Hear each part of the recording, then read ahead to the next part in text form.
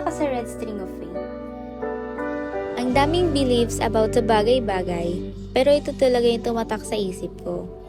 On how the universe will keep two people apart until the timing is right.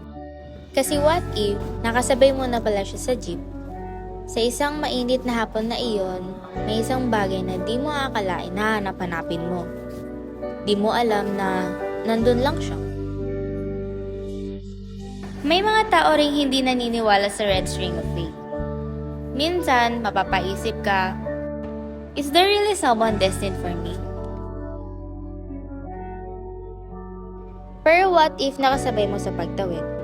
Sa isang lugar na punong-puno na kumukutitap ng mga ilaw, sa dirami-rami ng tao, nandun siya.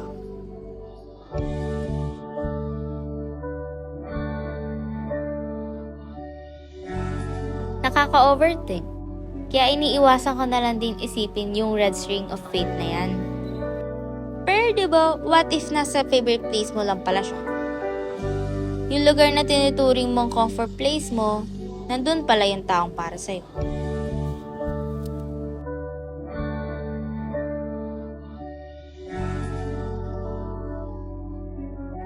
Pero ito ako ngayon.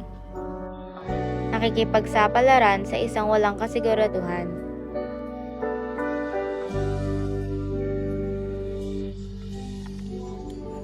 Hi!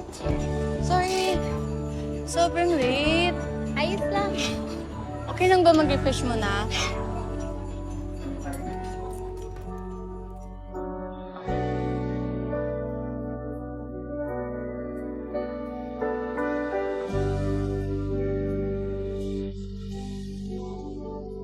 Di pinapansin, ingay sa tabi, magulong kapaligiran, sa'yo lang ang tingin. Di pinapansin, ika'y paiikutin ng dahan-dahan lang, sa gitna man ng daan. Hi! Naniniwala ka ba sa red string of fate?